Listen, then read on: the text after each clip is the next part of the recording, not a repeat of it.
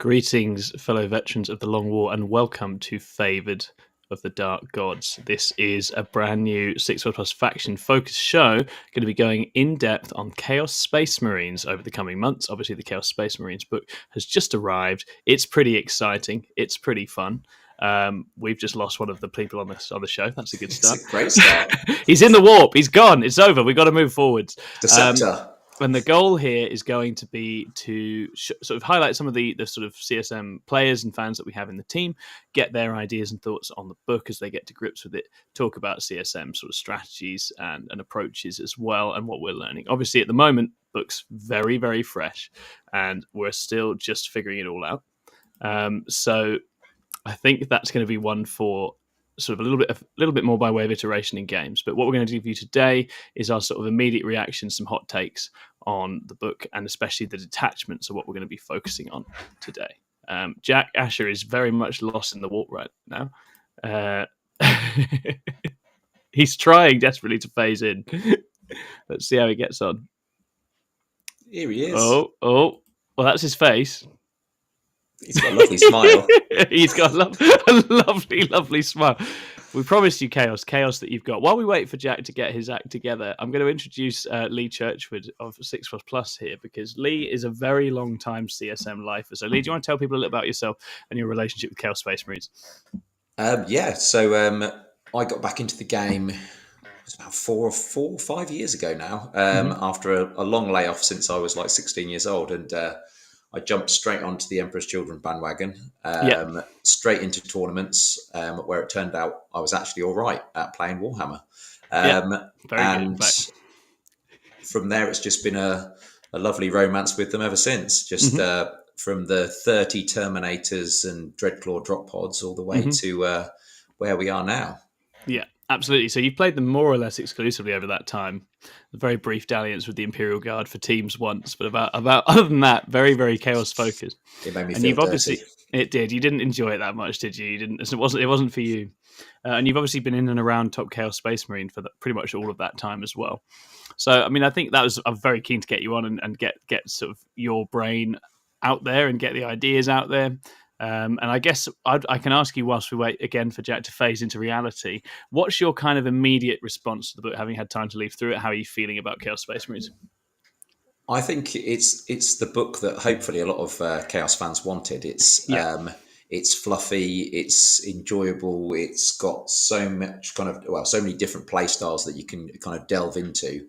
And even if you're not going to go out there to try and win tournaments, you've got so many different levels of play, which are all unbelievably fun. And there's just something to actually get your kind of teeth into as well. So do you want to shoot a unit? Do you want a shooting detachment, a melee detachment? Do you want a bit of both? It's all there for you. Do you want to jam 120 damned cultists in someone's face? Do it. Why not? Yeah, completely. And I think that variety in the book is definitely very exciting. And there's certain armies that just suit the sort of detachment style better than others, and it definitely felt like CSM were going to be one of those, and I'm delighted that it definitely has delivered on that, I say. And what before we get into the detachments, what has your immediate attention? What are you most excited to try? It's going to be the obvious one, isn't it? It's Renegade Raiders. There's nothing wrong with that. Wrong with that. But I'll caveat that with, I do want to push Dino bots around a board. So therefore, Soul Forged Warpack is also exciting. Yes, absolutely. And within our own chat, there's been a lot of pictures of Vashtor getting painted up and spruced up recently. Leigh is very excited about Vashtor. Whether Vashtor's good, I'm not sure, but he's definitely better. But he's definitely better, and that's saying something. I paid a lot of money for that model. I'm playing the bugger, definitely. Right, it looks like whatever turbulence was being experienced in the warp might be over, and Jack might now be with us in the sort of physical realm. Jack, how are you doing? I'm really well. I hope you can all hear me. Yes, we're on a mobile hotspot now. The internet's died. It was absolutely amazing. You were just sort of phasing in and out of the chat. So, Jack, do you want to introduce people to your own kind of background with Chaos Space Marines? And indeed, I guess for the channel, this is something of a debut for you, right? I don't think we've had you on before. No, this so let people know a little bit about you and your background as well. So I, very similar to every other 40k player, started as a kid, Dawn of War, came out, and I played nothing but Dark Crusade for years and years. Collected Necrons, a bit of Guard, some normal Space Marines. Stopped, went to uni, discovered Total War Warhammer, and sort of bought a box of Skinks, just ditched them, went straight into 40k with traitors, I suppose, with Dark Angels. Hopped through a few armies. For my first ever event, I ended up on Death Guard and played Death Guard for a bit, bought some more stuff, and eventually started CSM after listening to the Aaron Dembski-Bowden Night Lords trilogy. Yeah, it's got to be. Night Lords. That's so cool. And sort of for the last year and a half, I've been playing Chaos Marines and Death Guard almost exclusively, leaving my Eldar to the side for that time. Yep. Lots of Night Lords mostly. Night Lords are very good. I say you have a sort of Sevatar running around. You've got a lot of very nicely painted Night Lords. For my part, I'm also a Night Lords fan, and the series is just the book of books and audiobooks just so good. Like it's really good. Definitely my favourite Legion. Spoilers there, a detachment is very Night Lords. It's more or less exactly what you would have, if you were to guess what a Night Lords detachment would be like. It's very much like that, for better or for worse. But I've never really played CSM competitively. I've played them in more local and casual environments. Really enjoy the army, love the models, and enjoy painting them. But I think this year it'll be a good time to have a proper run on them. I'm quite excited by this book. It feels like an interesting one to figure out and get involved with in the game with. All right, so we're going to move it forwards, and we're going to start going through our initial sort of hot takes on these detachments. Firstly, how do we feel about getting 8 detachments? That's pretty generous, would you not say? I love it. Great. I'm greedy. And an index coming soon as well. Yeah. 8-fold path and more besides. Yeah, very interesting. You feel good when you hit a Tau player with it. It's thick. literally double their detachments. It never comes up. They've not noticed. It's fine. They're completely and utterly relaxed about that. Welcome to the chat, by the way, everybody who's in. We've got Daniel McCreast is in, Ultimate Funk, Existence UK, Gordon Chung. Great to have you all here. We are talking all things Chaos Space Marines. Gordy, I know from our coaching conversations that you've got your eye on CSM. So my first bit of advice to you is listen to everything that Leigh says. Don't worry about me. Pay attention to Leigh. Leigh's very good at Chaos Space Marines. He won't steer you wrong. And we're going to start with shout outs to Davey, who can't make it here, but will be joining in future episodes because he's a brand new Chaos Space Marines acolyte. He's looking forward to getting started. He's decided maybe he'd like to do damage. And so he's leaving the Tyranid life behind him and going to an army that never lacks for damage. So we're going to start things off with Veterans of the Long War. So this is obviously the Black Legion style detachment, the kind of Abaddon's boys. What did we make of this? Who was on point for getting the sort of the TLDR on these guys? It's one of the ones that I've looked at, probably the most. Wonderful. Okay. It's definitely one I'm most excited for, I think, even though it's not Night Lords. The detachment rule is Focus of Hatred. Plays identically to both moments. In fact, start of your command phase, you select an enemy unit, and your army, excluding Damned, which is your cultists, gets full hit rerolls against that unit until your next command phase. So it applies shooting, fight phase, Overwatch, opponent's fight phase. Absolute heaps of damage available to you because extremely of it. Powerful. Yeah.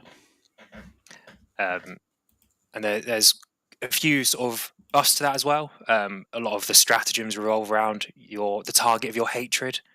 So there is an enhancement, Eager for Vengeance, where it's a non-damned character, but you give it to them, and the squad they lead gets fullback shoot and charge. They get +1 to hit versus the target of your hatred, and +1 to charge versus the target of your hatred. Oh, so, nice.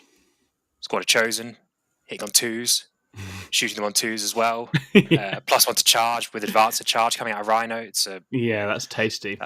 That 27-inch threat range is just suddenly that bit more reliable. A Lord and 10 Chosen.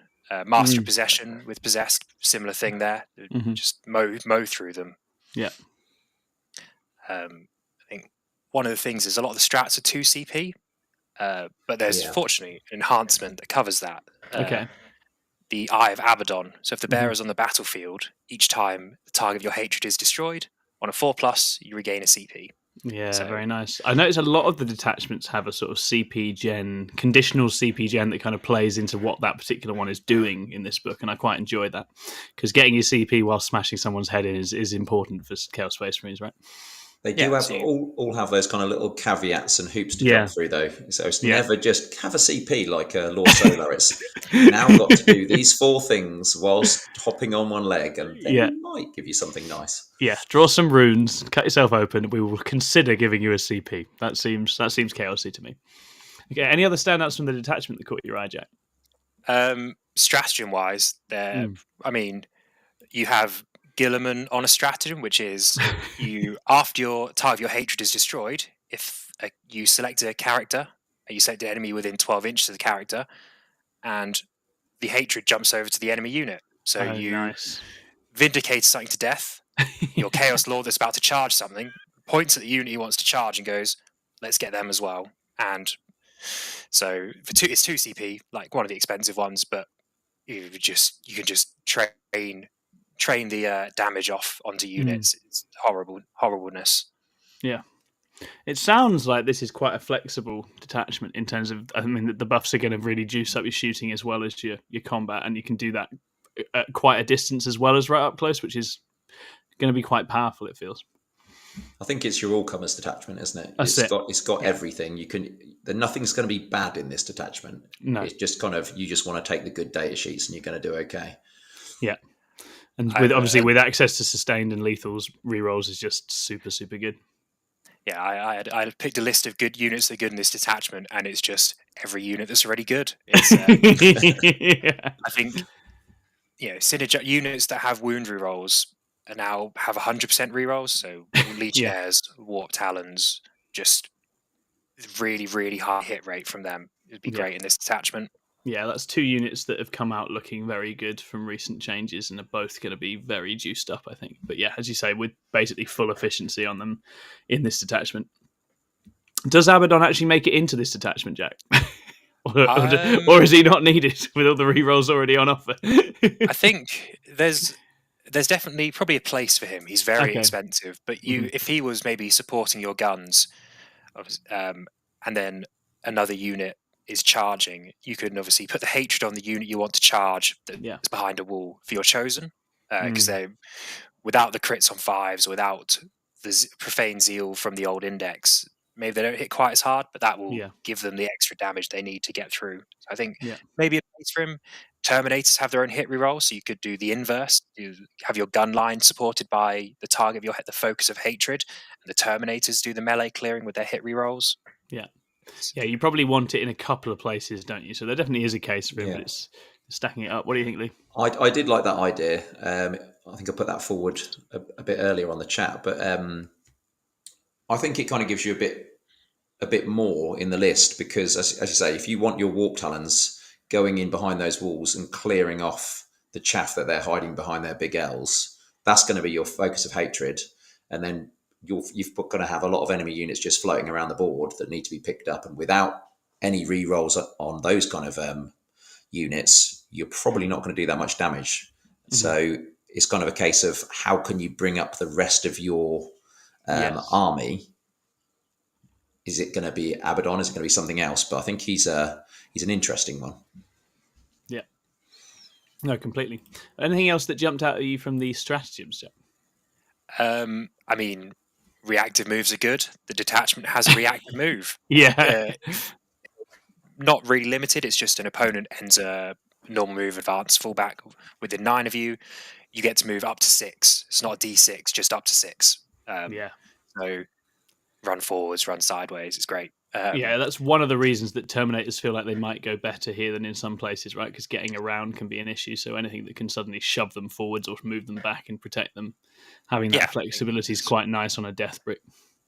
I think one of the quite fun stratagems is Let the Galaxy Burn, which is a non-Zeech unit. So you can't use it on rubrics. Your flamers just get the maximum number of shots. Yeah. So Terminators can have 2 heavy flamers.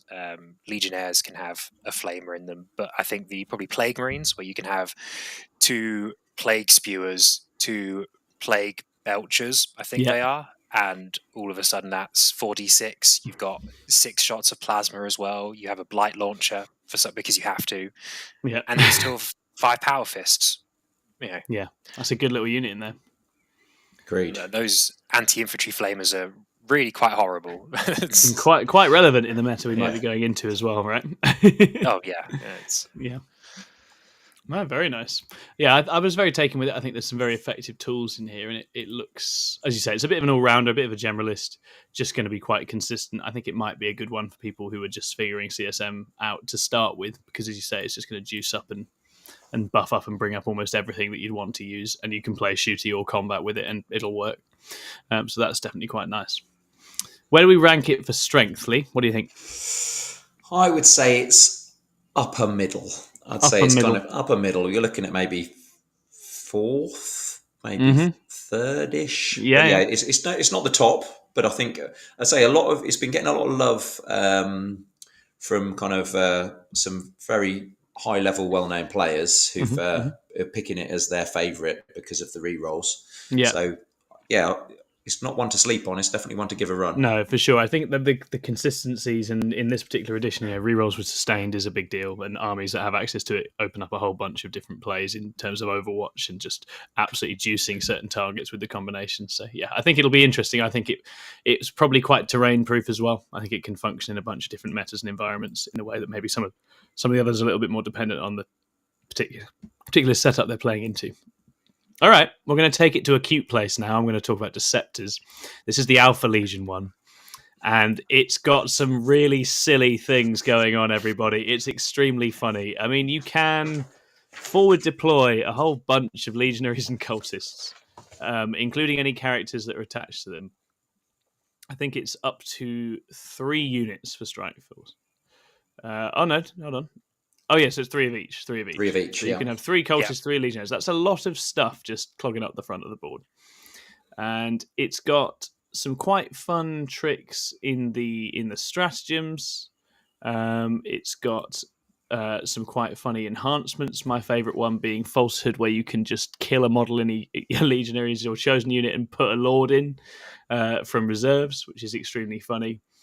And then you've got Soul Link as well, which is very odd. Going on an infantry model at the start of your command phase, you can pick one other infantry character model from your army which isn't an epic hero, and until your next command phase, the bearer gains the Psychic keyword, and you replace the datasheet abilities with the ones of the character you picked. So that's got some quite spicy applications, doesn't it? What immediately jumps to mind for you, Leigh? I just love the silliness. It's going to be one of those ones that's really fun to play, and if everything goes right for you, if you get first turn and if you get to deploy your units first, you can ruin someone's day. If you string out those cultists, those 20 cultists across the board, and get the first turn and just gum up your opponent, make sure they can't move out of the deployment zone, they're going to be in a world of pain. It's basically a flip of a coin whether that happens or not, and whether they've got lovely infiltrating models that they can stick down first. But you have the opportunity to, I'm not going to say win games on the flip of a coin, but you probably could have a few, depending on your opponents, if they don't have fly and other things to get around you. When you've got those 60 cultists and up to 30 legionnaires just sitting on objectives, it's going to be a nightmare. Yeah, absolutely. And in the enhancements, I think there's definitely some fun jank. I think there's obviously some charge reduction nonsense you can do with the Falsehood enhancement. I think the stealth and lone op on something is always useful if you want an annoying little, action character. But the Soul Link, I mean, my immediate application, we were literally talking about this the other day. The kind of the Chaos Sorcerer Terminator. The problem with him is always getting his AP switcheroo up where it was needed. But if you have this on a much more aggro character, they can borrow that, as far as I can see, as they go and get to work, which isn't necessarily a bad thing. Being able to sort of broadcast that AP switch into the front lines on a character that actually wants to be there, whereas the sorcerer never really feels like he actually wants to be there. I think there's definitely some fun in there. Oh god, you can also. There's been some chat recently in some Discord channels about whether if you put anyone's ability onto a Dark Apostle, because of the wording on his character sheet, data sheet, that he will actually keep his original +1 to wound, but also gain the stuff from maybe a Chaos Lord as well. And there's also sticking extra damage on a Jump Lord and just having them flying around solo could also be a nice, fun way to go. Yeah, absolutely. So yeah, this is one that I think the combinations, if you're an Alpha Legion player, you will find endless stupid ways to use this stuff. And I think it's a very, very funny mini game in its own right, as well as having some very real like jail potential, as you're alluding to, Lee. I think there's definitely a risk. There's definitely a build in here that goes first, drops first, and blocks you in, and that's genuinely a massive problem. Like, it's a massive pain in the ass. It's not going to work all the time, so I don't think you'll see everyone try it, but there will be people out there trying it, and it will be extremely annoying. They've got a detonate a vehicle automatically stratagem for your opponent. It's just funny. That one's always really that one's always funny. Like, it's just a good time, good wholesome fun, forcing someone's unit to blow up. And then you've got some other stuff you can get. Fall back and shoot, again, very nifty, very straightforward. And then you've got again more reactive moving as well. And so that's another reactive move is definitely helpful. And then there's the scramble in coordinates, which just gives you infiltrator screening at a point on the board, which is super good. Just being able to pick somewhere and just screen out 12 around it. It's also great when you've got the ability to put that on anything from a 20 blob of cultists that can string across the whole of the board, and then you can just say, no, thank you. 24 inches in total, front to back. Brilliant. Yeah. And it's the fact that you're choosing this as your opponent's going to do this stuff. I mean, that's enormously flexible. So armies like GSC or Grey Knights, demons, Grey Knights, demons. Yes, that's it. There's certain kinds of armies that will just be hoping this one doesn't see much take up because it's extremely effective. It was a bit like when Vanguard Tyranids came out and they had that thing where everything coming in from reserves takes a battle shock, and I was just like, nope, I'm not going to play GSC just in case that thing is around. I don't want anything to do with it. All right. What do we reckon in terms of strength, boys? Oh, can I ask Jack to? He very eloquently took me through falsehood and how to get the jank on the charges earlier. Yes, unpack the falsehood goodness, Jack. So a Chaos Lord is on a 40 mil base and Chosen are on 32s. So if you were to bring a squad of Chosen in from reserve, and it's a 10 brick, it'd be probably worth a 5. But you wrap them all up, and the guy in the middle is exactly 32 mil slot sits in there. He's the one you kill. The Chaos Lord has to go closest to him as possible. And he goes in front of the unit. So that will get you the inch and a half, roughly, of a charge reduction. So your charge goes from a 9 to a 7. Just off the bat, just by him appearing with falsehood. Then in addition, there's a stratagem from all sides, which is in your charge phase. For each charge, you select one of your units, and for each other charge you make, you get a +1 up to +3. Ooh. So that goes from a 7 to a 4 if you make 3 other charges, which you will do because you have Warp Talons, you have Engineers, you have 60 cultists milling around that need to charge something. So you're chosen for a CP. You could rapid ingress somewhere elsewhere, or you could even do it coming out of a vehicle, and you're chosen not going 27, they're going closer to 30 inches, quite reliably as well. Yeah. Because potential range is insane. Yeah, no, that's definitely something that will catch people out. Chaos always seem to end up with some kind of charge shortening shenanigans. Don't they? Remember the old Master of Possession stabbing his own mate, then bringing him back, and then the Terminator brick making the charge. Honouring the Prince. Yeah, classic. Well, yeah, that was just straight up nuts. Oh, Tom, where's Tom going? Or was it? It's Tom this time, not me. Okay. I know he's the important one. we're gonna have to do some jazz dance or something until he comes back. Right, I'm going to carry on. I reckon we can do this, Jack. So let's push on from Deceptors to the one that's pretty hype at the moment, which is going to be our Renegade Raiders. So the detachment rule is as follows. So all Heretic Astartes gain assault, and when you make a shooting or melee attack on an enemy unit in range of an objective, you get +1 AP.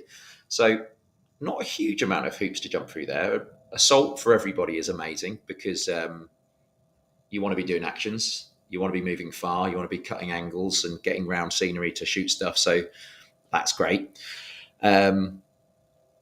Obviously, to get the extra AP, has to be on an objective. That can feel bad if they're clever enough not to go onto those objectives when you don't want to, but it's a thing they'll have to do if they want to score primary. So I think that's a strong rule to start with, a strong couple of rules to start with that you just get. Enhancements as well to bolster that. There are some little crackers. We've got Mark of the Hound. So models in the bearer's unit gain the 6-inch scout move. So one application for this is you've got a lord. He gets the relic. He gets scout. His unit gets scout. You chuck him in a rhino. The rhino gets scout. And now you've got a lovely rhino chugging up the board turn 1. In theory, you could one thing you can't do is put it on a land raider, because the land raider is not a dedicated transport. Yeah. So you can't use that land raider for any wonderful janks. I know a few people have been looking at that, but it's not allowed. It's cheating. You can't do it. It's Tom. Hello. What a day for technology we are having. I don't think they want us to get this information out to the world. They're trying to shut us down. Thank God you're back, because me and Jack have just been doing some improvised dance. Have you actually? Oh, amazing. Yeah, it was beautiful. Well, you've got the headphones for it, haven't you? I think you're all sorted. Thank Evan Churchward for these beautiful bad boys. Mine they're really, really very cool indeed. Okay, so where have we got up to, boys? Did we move things along, or are you styling it out? No, we pushed on like pros. Oh, you are both professional. Renegade Raiders. Wonderful. So we're just getting through the enhancements now. So we've gone through the detachment rule. Okay, fantastic. So other things. So we've got the Rhino option for that scout move. You could stick it on Master of Possession and Possessed, even though those guys have taken a little bit of hits on their data sheets. Sad times for the 6-up Fiona Payne. Or one that myself and Tom have been talking about is a jump lord with 10 raptors to literally just throw them across the board turn 1 at your opponents. You can shoot stuff with all your melters. You can then charge stuff and give them a bad day and just touch as many units as possible to stick them in their deployment zone. He's got the 6-inch pylon and consolidate, so they're going through a screen. They're going through a screen and they're going into what's behind it if you underinvest in your screen. So I think they're one to try. They're kind of in the cute category, and goodness knows I want to use raptors. So, and obviously we all want to use the new jump pack lord. That definitely feels like one angle. The scout move for the transport on UKTC, when we've just got to make just that little distance to get something tucked away, it does feel really useful, though, doesn't it? If you want to get snuggled up in that central L, that's the one to do. Yeah. Then we've got Dread Reaver. The bearer gets to reroll hits and wounds if it's wholly within 12 inches of your opponent's deployment zone. So if you're over halfway across the board, you're going to get some lovely rerolls. It's one that sounds really awesome, but then you sit down and you think, what the hell am I going to put this on to actually make it good? First things that spring to mind, Demon Prince. If you make a Demon Prince Corn, so they get the extra bonus 2 attacks. He's now on 8 attacks. He's moving 12 inches, so it's a great one for rapid ingress. Then you throw him at your opponent. But again, you're going, points. This is a lot of points. It's a lot of setup, isn't it? I fantasized about the Lord Discordant for a while, thinking, let's make Discordance great again. But then, I realised that it's a lot of points that you're going to throw at your enemy. It's probably then going to get gunned down, and then you're sad. And no one wants to play sad.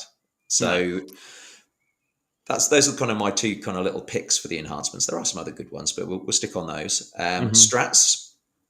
The strats are great for Renegade Raiders. There are so many good strats. Yeah. They do have some hurdles. You do have to jump around a bit, but they're good. They're solid good. So Unfailingly Obdurate. I know Jack didn't want to do Renegade Raiders because of these big words. It's a good old-fashioned Armour of Contempt. Everyone loves Armour of Contempt. It's just very, very useful. Yeah. Throw your advancing Vindicators forwards with their assault weapons, and then just press the Armour of Contempt button on your 2-up save and have a lovely time. Come and try and kill me. Ruinous Raiders. Shooting or fight phase, you're going to get to reroll your hit rolls and wound rolls if you are shooting or charging something upon your opponent's objective. Well, not your opponent's, the objectives. Yeah. So again, the hoop is it has to be on an objective. So this is where there's been some kind of I don't know, people not enjoying this as much or feeling this is quite weak. But I still think this is mentally strong. The fact that your opponent has to put their things on their objectives if they want to score primary. Yes, they are going to throw the chaff out first. They're going to put their, like, I don't know, infiltrators out there or their scouts or whatever. They're going to chuck them on the board. But we've got warp talons.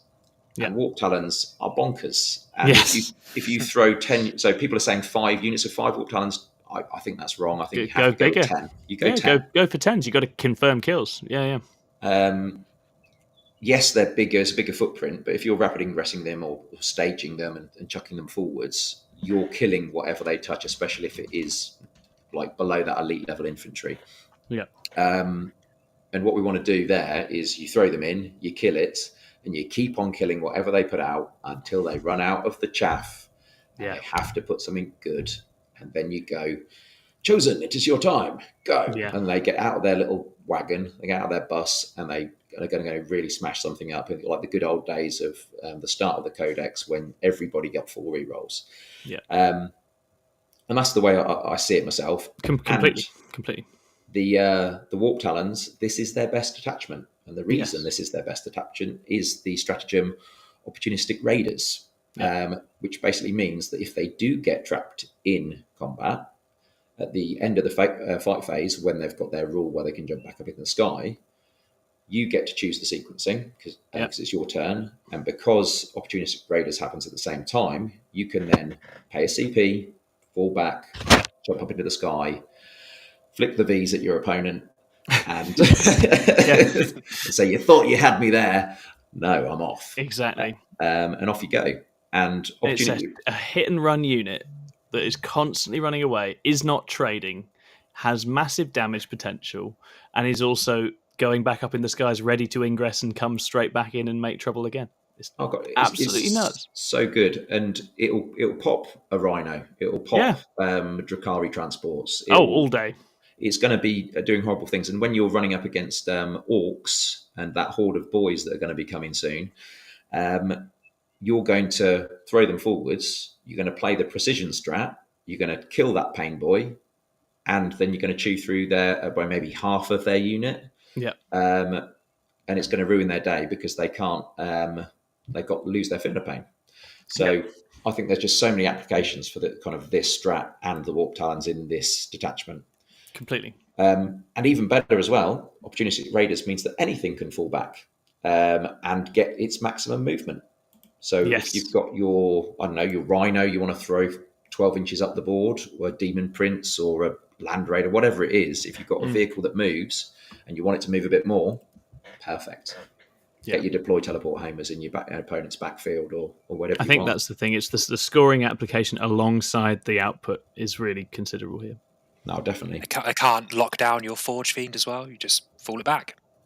These blast guns falls back, shoots the 20 boys that tried to tie it up, kills most of them.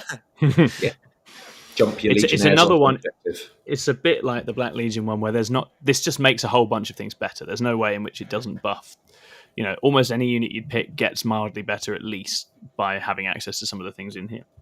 And so but I think it's the combination of very good delivery with good output that is very consistent and effective. And advance and charge, once Chaos Space Marines get advance and charge going on, it's very hard to stop them connecting. So I completely agree. I think this has enormous application. It's also got a lot of battle tactic going on for those interested. Three battle tactics. Lovely. And there was once a Chaos Index detachment that had 3 battle tactics. And do you remember how that went?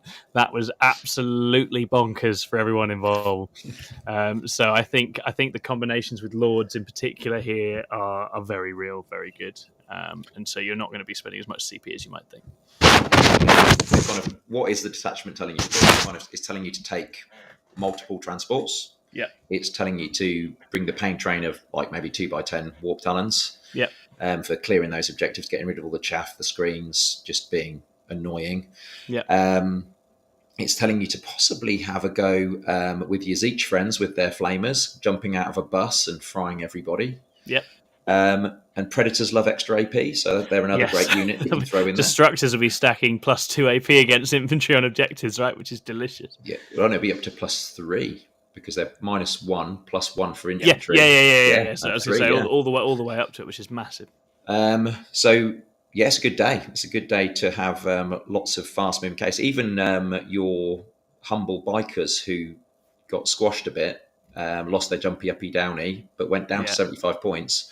You can fling them around the board to your heart's content if you want to get in behind enemy lines or say deploy or anything like that. I was going to say cheap action scoring units, right? That are actually deceptively durable when you're trying to deal with a bunch of other stuff as well. Oh, completely. But that's my hot take. Yeah, I think it's strong. I think it's definitely strong. I'm waiting to see. I think someone's got a connection issue on the headphones, making quite a lot of noise when you move around. I don't know if it might be you, Leigh. Just try and keep yourself still if you can. I was excited. I know you're so excited, but yeah, I think this will see a lot of play out the gate. I think it'll be because it's going to be the most gone to. I think it will start very strong, and I think I'd be interested to see if others take it over in the long run. But I think it's got tons of application. And as you say, it's all about the combination play with Warp Talons to avoid committing too early and too hard. But you can really put the opponent on a timer with that in a way that people will definitely have a lot to say about. Oh no, it's going happened again. Oh no! I blinked. I almost went, but I'm not. I'm back. I went to the brink. Okay, let's take it to a Night Lord's place. We're going to talk about Dread Talons next. Night Lords got a Battle Shock detachment, everybody. Are you surprised? I'm not surprised. I've been calling this for months, and it's exactly what you'd expect. You get a 12-inch aura of -1 to Battle Shock tests, and in the opponent's command phase, anything that has taken any kind of damage or casualties has to do a Battle Shock test as well. So this is quite powerful. This adds up. It's a lot of leadership shenanigans. And it does also stack with the -1 leadership from Raptors as well, which is a big deal for Raptors. So I think it definitely works at sort of gradually chipping away at the battle shock and leadership of opponents, causes all sorts of problems for them. I think the main issue primarily is just that obviously, like Tyranids players will know, battle shock is a very unreliable beast. So it's quite hard to know what you're going to get. And then as far as on a jump pack lord and gives him uppy downy, which is nice. It's just a shame he can't run with Warp Talons because that would be nuts. Absolutely nuts. But as it is, he's very solid with Raptors. And then there's another one which gives you some CP regen, getting a bonus to the roll if there's battle shock units around. And then another one gives the bearers units stealth. So fine, they're okay. There's generally these are middling, but they're solid. And then there's a few good stratagems. You get +1 AP in melee against something that's below half strength or battle shocked. You can get reroll all hit and wound rolls in shooting for an infantry unit against something that's battle shocked or below half strength. There's a lot of caveats there that make it quite brutal. It's a shame it's only shooting. It's a shame it's only infantry. Definitely limits the application a little bit. The funnest one is a 3-inch deep strike on Raptors or Warp Talons. Drop down 3-inch away, make something take a battle shock immediately. Obviously, Raptors are the best with this because they can then use their guns and get involved at shooting something. And they obviously will make the opponent take the test at effectively -2. So fairly decent fail chance there. And that's probably one of the ways in which you're going to get this to key off different things and get other units involved.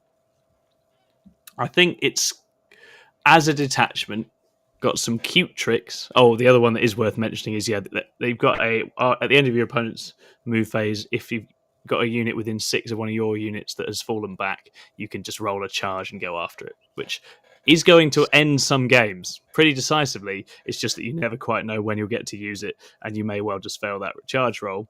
But its trapping can be absolutely clutch in certain matchups, so having access to that on things like Chosen or Talons that have got into a scrap and want to stay in a scrap rather than getting shot. Definitely a nice little trick to have. What do you boys think of this? Looks fun. I played the old Night Lords detachment, and it was me too. Battle Shock wasn't good in 9. I don't think it's good now, but it'll be fun. I think the chase something down is probably the strongest thing. I don't think you'll ever really use the reroll hits and wounds for infantry shooting. There's only really Havocs that carry enough firepower. Maybe Plague Marines. If You really can want absolutely Plague try. Marines. You can try and go off with your 4 melter guns and a Raptor 10 brick if you want. You can. I think the deep strike 3 inches, you would be able to deep strike next to something potentially quite scary, and then they would do the battle shock check before they overwatch you. Exactly. So you'd be able to, and it would be at -2 if you do Raptors. You're pretty safe from dropping in next to a Plague Burst Crawler, which has 2 flamers, because battle shock but 8 is you're not, Jack, unreliable. because unfortunately it only works on infantry. Does it? Never mind. And that's actually a running theme of this detachment. It's probably fine for bullying infantry. I just don't see what it's going to do about armor. It doesn't have a set of good tools for armor, really, other than boosting the AP on Warp Talons if that tank happens to be battle shocked. It doesn't look great for that. No, the Dread Talons come with just too many conditions, isn't it? There's no real output enhancers apart from you may get your hits re-rolled or your wounds re-rolled if you could battle shock them. If they fail their battle shock, there's just too many things to do to actually enhance any kind of output. So it's kind of like a declawed Chaos Space Marines who only care about battle shocks, and they don't always happen, and they don't always win you a game. Exactly, and certainly if you can't help but compare it a little bit, and you're looking at something like Veterans, which is just getting rerolls, or the Raiders, which is just getting extra AP, and then you go, in very specific conditions, I can have a little bit of this if I spend resources and if everything lines up perfectly. And I think that's the main issue that it has. The battle shock cascading effect is probably quite funny into certain armies that are relying on spamming like regen or things coming back. Kroot or Guard or even Green Tide might actually find this quite annoying. Because all of a sudden, not be able to drop off the board at the end of the turn. Exactly. So there's a whole bunch of different armies for whom this would actually add up and be quite scary. I think it's just that it can't go toe to toe with enough of the game right now. And I don't really see how it. I mean, again, maybe running something like Abaddon and just trapping stuff with Abaddon all game. Maybe that would be fun. But I think the delivery is a bit of an issue for it. Nice to see a detachment that actually might make you want to take more Raptors, though. I do think that's fun. Uppy downy jump pack lord with some Raptors just spooking things and then presumably dying. Ooga booga as he comes down. I will do some exploration of trying to make this detachment work, so there will be content down the line. Don't worry, guys. I'm determined as always to at least explore it, but it doesn't feel good. Feels low down the pack. Where would we put it? Bottom. I think bottom. Yeah. No, you're so mean. It's good. No, I'm looking at my Night Lords kill team, being very sorry for them. Yeah, all in cosplay. It's not real Night Lords. Yeah, oogity boogity. It turns out that the chat says gluing bat ears to your armor doesn't make you more scary. No, it just makes you look weird. Poor Night Lords. One day it'll be their time. We're going to move it along to the Fellhammer Siege host now. Who was looking at that?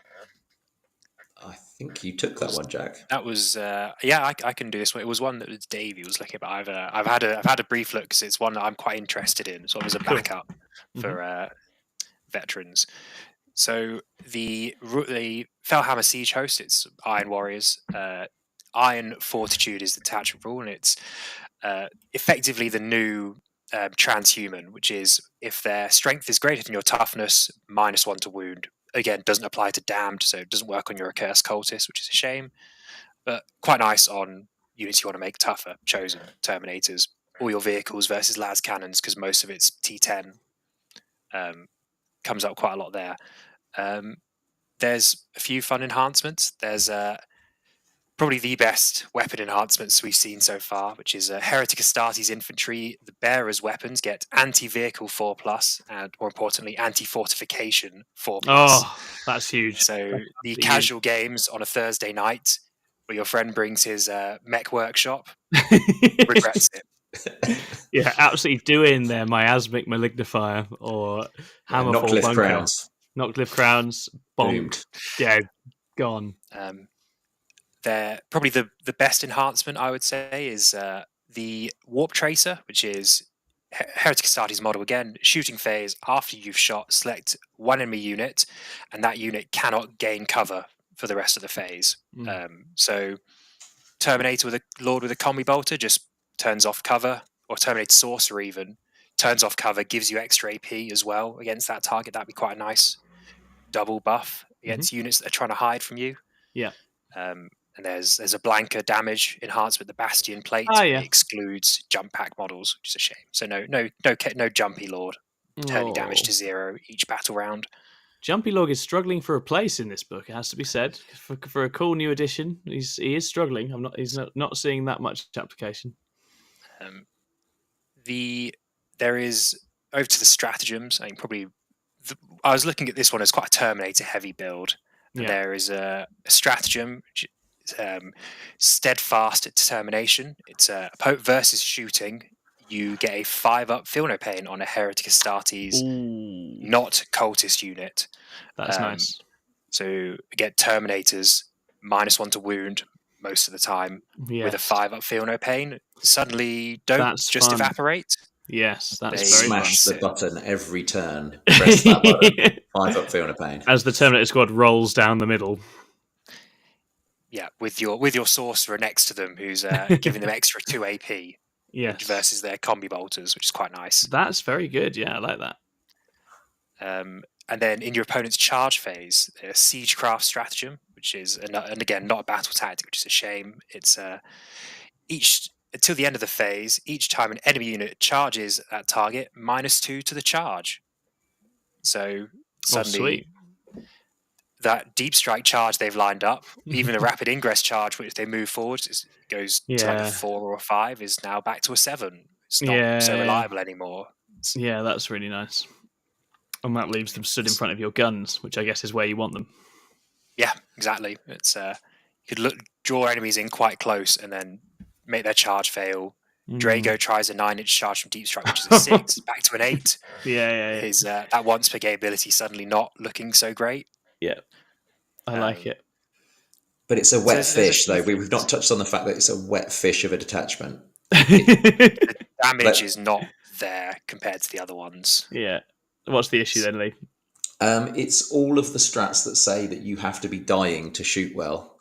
So the fact that you have to be at your unit below half strength on persistent assailants to actually get the reroll wounds as well, and things like that. So it's kind of like, for some reason, to have output as an Iron Warrior, you have to have lost an arm. Doesn't make sense. And it's kind of going to be that detachment where you're slightly more durable, but not durable enough not to die. You get your Terminators who have got that kind of -1 to wound, 5-up feel no pain, but they're slow as shit and they can't get anywhere. And you're going to go and stand on the middle objective, and then you're still going to get killed. Might take a little bit longer than normal, but it's kind of, if we remember back to the good old days of the Honor the Prince Terminators, they were great because they had -1 to wound, they had a 5-up feel no pain, but they could advance and charge and they could honor the Prince. And that's what made them great. This is like half the deal. They're not going to get near your opponent's deployment zone. They're going to sit there and die. So as much as I like the idea of a defensive Chaos Space Marine, no, I don't actually. No, you don't pretend that you like that. That's not you at all. I'm lying to myself. That ain't you, man. Who wants to play Chaos Space Marines and not kill stuff and stand on objectives? It's not for us. It's not for us, guys. It is one of, obviously there's the Pack-Bound Zealots, which is you're based off your index. This is probably one of the only other place you can get crits on 5s, though. That's true. As there is a stratagem for that. But it has to be targeting a below half strength unit. So your Forge Fiend 3/4 kills something, and then you combi bolters get crits on 5s and clear it out, which is not the way you want to do it. You want your Forge Fiend to get the crits on 5s and one-shot them. Is it just the case that, they've gone very conditional for like a lot of the stuff across these different detachments, and it's just that on a couple of them those conditions are like brilliant, that's what I want to be doing, whereas the others are like awful, that is not what I want to be doing, and that's kind of where we're lining up here. Where do we place it for strength? The chat has just said Mech Workshop is legended. Jokes on you, Jack. Well, they took it out because they knew it couldn't handle the heat. Right, your Thursday night at your local game store, it doesn't matter if it's legend. Yeah, so exactly. I'll be running a Deradeo, it'll be fine. Oh, Derrideos, they had their time. Where are we putting this for strength, though? Is it quite low? Not feeling too good? Yeah. Yeah. I'm going to say 6th. Lower than Night Lords, surely. Because Night Lords is pretty good. Pretty useful. This one still has damage buffs. There are some damage buffs here, and it does last a bit longer on the table than Night Lords will. Yeah, that's fair enough. Alrighty, so we will roll through the last few in just a second. But before we do, I want to say thank you very much to everybody for listening so far. Please do hit like and subscribe. Leave us a comment. I'd be very interested to know what kind of combinations you guys have found for Chaos Space Marines thus far. Are you enjoying it? Are you excited to play it? I certainly am. I think it looks really wild, and that's going to be great. Any Night Lords fans feeling a bit sorry for themselves, also pipe up and let us know. Thank you so much for supporting 6 Plus. Remember, you can also become a member on YouTube these days and support us there as well if you're so minded. That helps us to bring more content to you. And also, Chris and myself on the main channel also do coaching. And if you're very interested in learning a faction, then you can get some coaching on there. I'm going to be diving deep into Chaos Space Marines for the next few weeks. So if you're interested in figuring out that book and you want a buddy to do it with, do drop us a message and get involved. Wonderful. Okay, with that self-promotion done, we'll take it towards the end. We've only got a few left now. We've got the original detachment, the Pack-Bound Zealots. This is another one I looked at. This is it's based off the index. A couple small changes. Probably the biggest change is your transports are no longer marked to your god. Well, they are still marked, but you don't have to be Tzeentch infantry inside of Tzeentch transport. You can mix and match again, which is great. However, the army rule, the detach rule, has been nerfed a bit because your packs are now done before you shoot. In Pact-Bound Zealots, if you don't succeed the pact, you don't get the crits on 5s. Right, okay. You still get your crits on 6s, but you don't get the additional crits on 5s. So maybe Abaddon's other auras might be used for the first time, other than rerolls, because your Forge Fiend that's Mark of Nurgle really, really, really wants to get crits on 5s. Yeah, so there might be turns where Avi's buff is just helping them past that, and because he doesn't need to necessarily shoot or go in a turn. Interesting. Yeah, so this is going to suddenly abandon you at clutch moments towards the end of a game, isn't it? Yeah. It's every time. For me, a lot of the good units do have rerolls. Your Chosen have icons; they get rerolls. Your Accursed Cultists get rerolls. I don't think they're so good in this detachment anymore, but we can see. The enhancements mostly got worse, although Intoxicating Elixir forces battle shock checks, as well as giving you a 5-up feel no pain for your Slanesh character, which is nice, I suppose. Great. The Eye of Tzeentch, which is the CP regen for a Tzeentch model, is not on a successful leadership check. It's on an 8+ on your pact roll. So again, slightly hard to trigger, but still gaining a CP 40-50% of the time isn't bad. And then the stratagems, where the biggest one is no more armor contempt. Instead, you have Eye of the Gods, which is when your character kills an enemy unit, you get +1 to your movement, your toughness, your wounds, your attacks in melee, your strength in melee, and your damage in melee. Okay, that's quite nice. The problem there though is you can't put it on a demon, so there goes your Demon Prince, and then you've had to stick yourself out in a position where you're going to kill something, so you're probably not going to be there next turn because we don't take slaps back well. So it's kind of one of those ones where it's a little bit meh.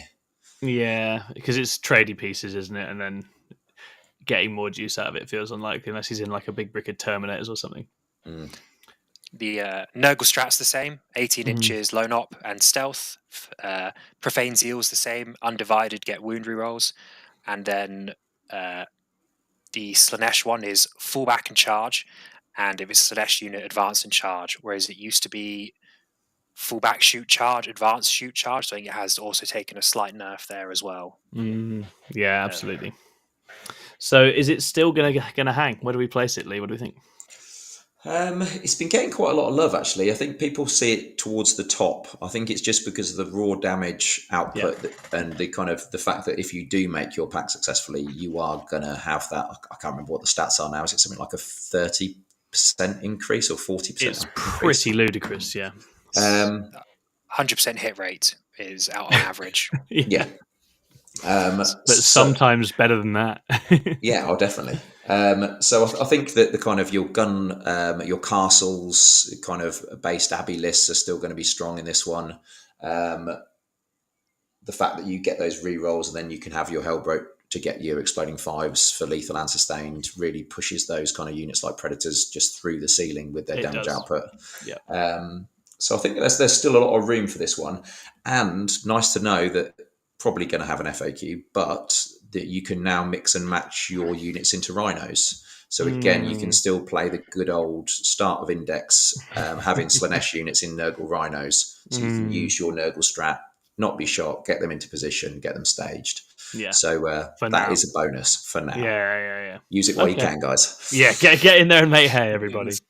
All right, I suspect we're not going to see a ton from this purely because people will want to try the other exciting stuff to begin with. But it's just whether, as you say, that sheer raw damage, and also what was, let's face it, a great toolkit, ultimately proves too difficult to turn down. It's another one that obviously can work for a shooting build or a combat build, and that's those flexible ones might well start surfacing after we've all advanced and charged at people a lot and got that out of our system, and then decided we want to try different things. I think losing fallback and shoots actually quite big. I know tagging Forge Fiends it's a real problem. It happened quite a lot, and not being able to fall it back and pick up the unit that tied it up is a bit of an issue, actually. Completely.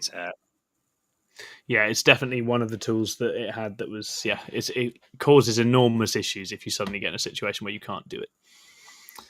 Okay, right. Chaos Cult. Oh, yeah. Surely the best one. I was really excited about this one. Yeah, you were. You were cooking. You were really cooking. And then I started to look at it more. I started to read the words. And then the words didn't add up to all the things that I wanted them to. It's thematic. It's fun. It's another one that I will give a red hot crack just because I want to put loads of Accursed Cultists and stuff on the board. But it's not your best one. And it suffers from the fact that it all revolves around damned units, and they didn't give possess the damned keyword, and they didn't do the same for Warp Talons. And now it just doesn't do the punching as well as it should do. But it's got a good rule. It's apart from it's just tagged onto damned units, the fact that you can, when you've done your Dark Pact and selected a unit, it can make a normal or advanced move or declare a charge, and you're going to get that 2 inches of movement, and you're going to get that add 2 to your charge roll. So what you've got is moving fast. Yeah. And that ties in nicely to the Accursed Cultists with their new scout move. Their output's still fine. Those Accursed Cultists are still banging stuff, but they don't have durability that they used to have, and obviously they don't have the OC2 anymore, which makes them slightly more lackluster as a unit, and they've lost also, on top of that, their ability to regen. Unless you have the Amulet of Tainted Vigor. I know. So basically that sounds really useful. Well, it is. It'd be better if it wasn't so tainted, but it's still there. So it gives a Dark Apostle model only. Again, another kind of caveat, which doesn't make it as good as it could be if you could take it on a commune. But you're getting back D3 destroyed damned models. So in theory, that is, as it's models, so you could have 3 of the big ones, so 9 wounds back in your unit, which is decent. So that's the thing. And then you have the ability to re-roll charge rolls and advanced rolls with your Cultist brand.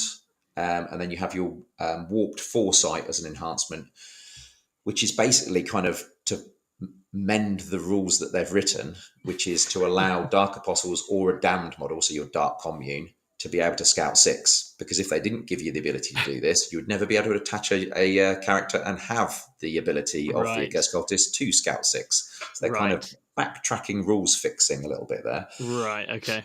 But they've done it, so you can do it, which is good. But you're only going to ever have one unit with a character attached, and obviously with your Accursed Cultist, you're desperately wanting those Dark Communes.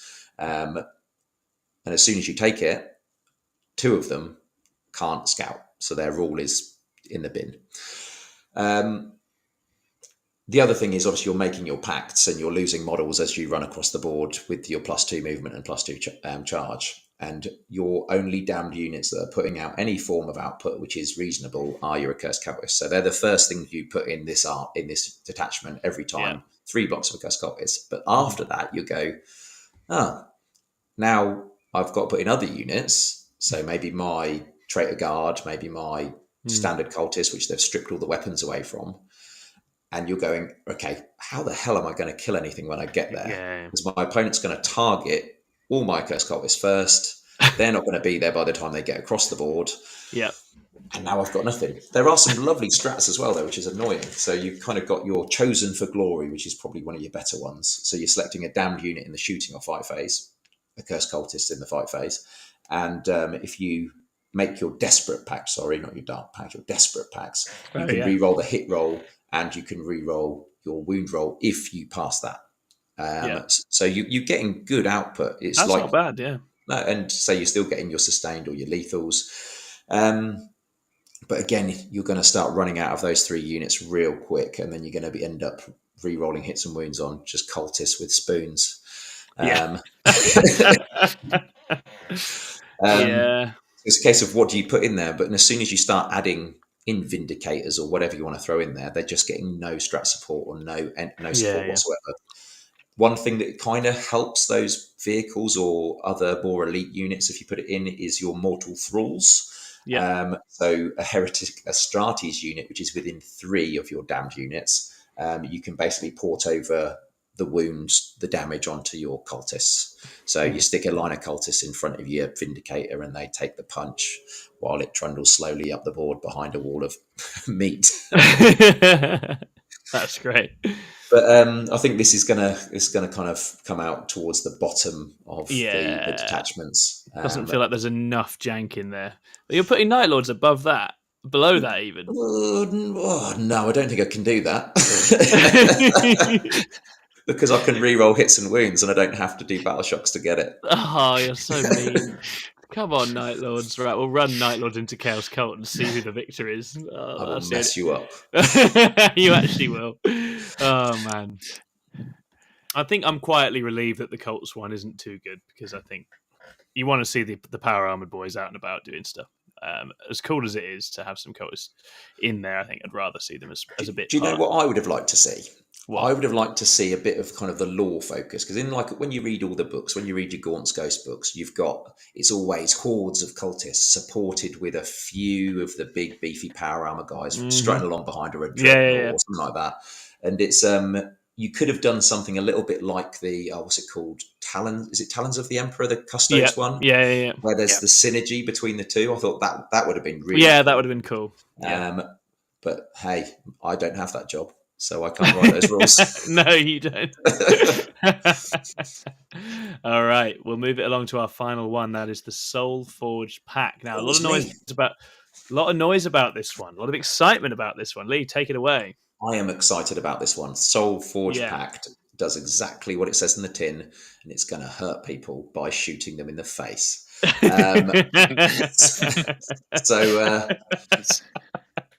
Each time a Heretic Astartes demon vehicle, so if you want to be an absolute baller, that's all you're going to run, invokes a contract. So I don't know how those Forge Fiends are going to sign those with their big claws. They're not going to be able to hold a pen. Just putting his big paw in some ink and then just stamping down, I think. You're going to subtract 1 from the resulting leadership test, which makes it a little bit harder. So your vehicles are going to take a load of mortal wounds. You are going to be running that kind of really fine line between destroying your opponent and destroying yourself. Yes. And as I already kill Forge Fiends most games, it's going to be fun. It's going to be real good. And if you do pass that lovely pact, don't even pass it, when you make that lovely pact and take those mortal wounds, you are going to get +1 to wound, and you are going to add 2 to your attacks if you're in melee. So those are really good things to have on these beautiful Forge Fiends and your Mauler Fiends and your Venom Crawlers. Yeah. What do the enhancements look like? They're all right.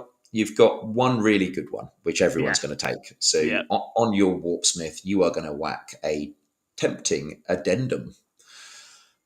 I don't know what that is, but it's an attempt. Oh, it's an addition to a contract. I feel like whoever owns the Tempting Addendum also has that tainted vigor from earlier on as well. They've got it.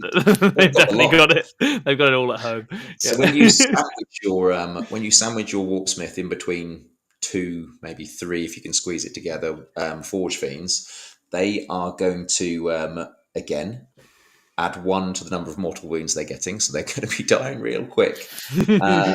But to the end of the phase, they're going to be re-rolling all hits. So there you go. There's your power buff. So not only have you got +1 to wound, you are now re-rolling all hits, and you're going to get your sustained. So those Forge Fiends are going to be mental. Stick Vashtor in there. They get the +1 strength. Is it worth it?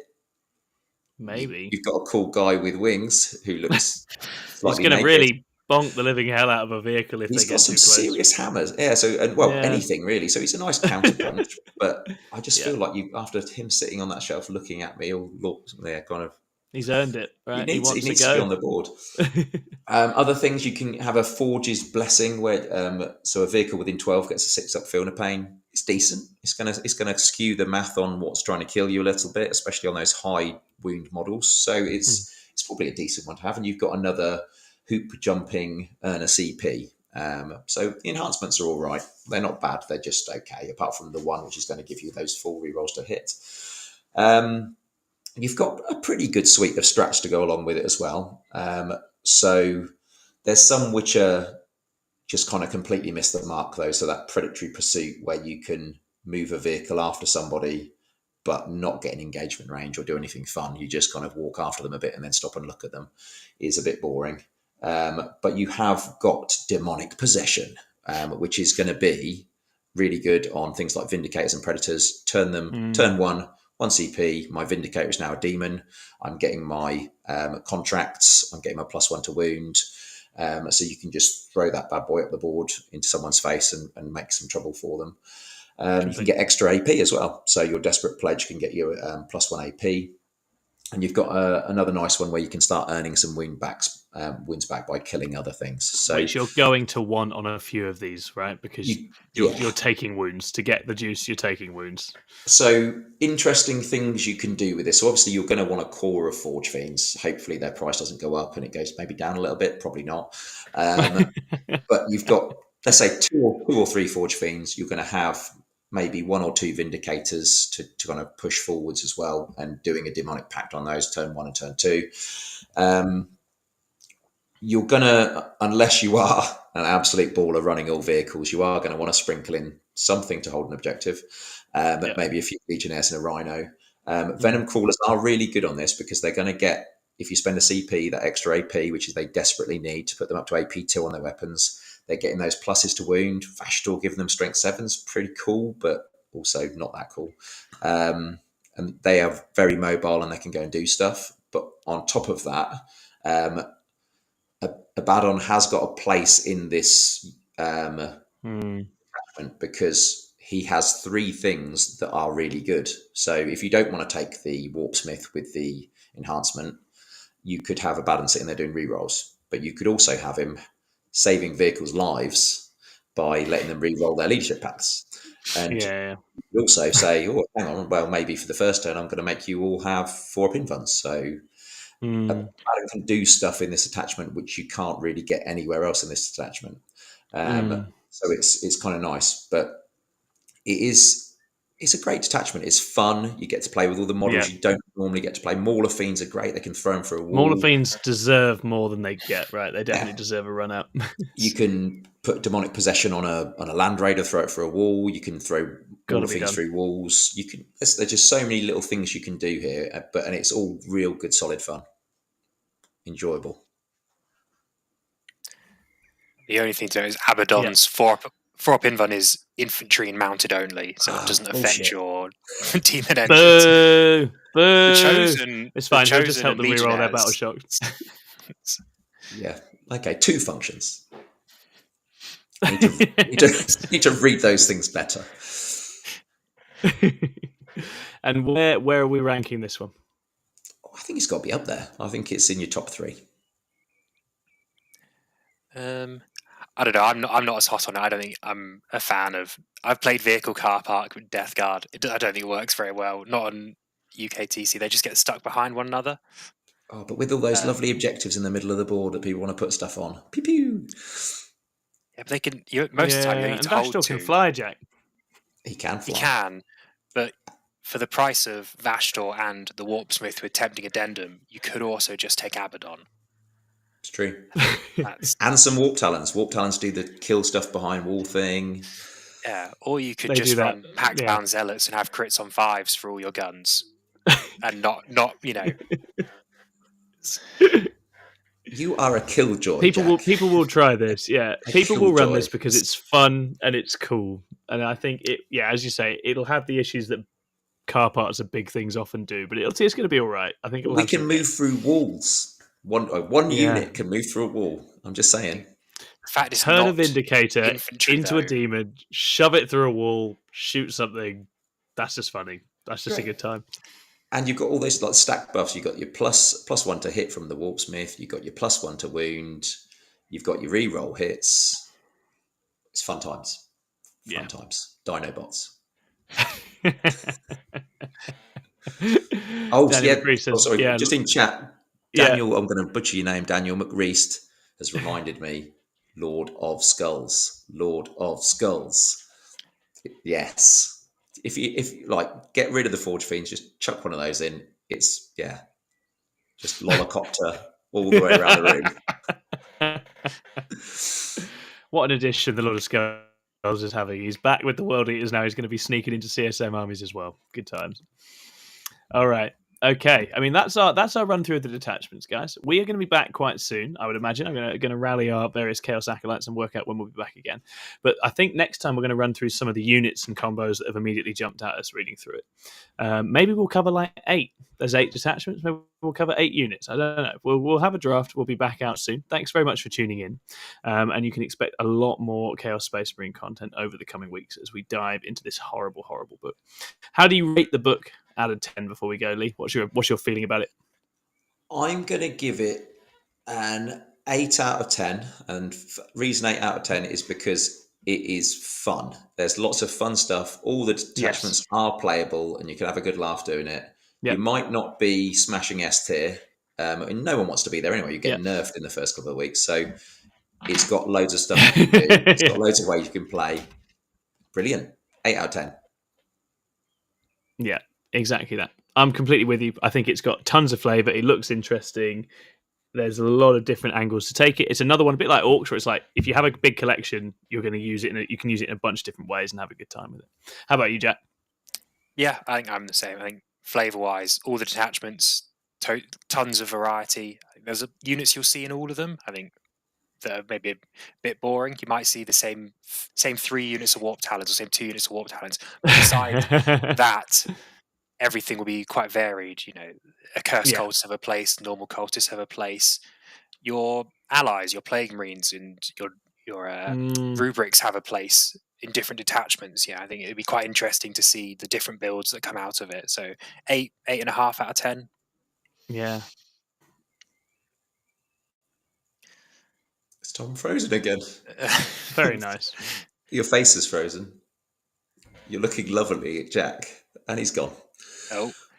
Right, guys, I don't know how to end this stream, so we could be going all night. So I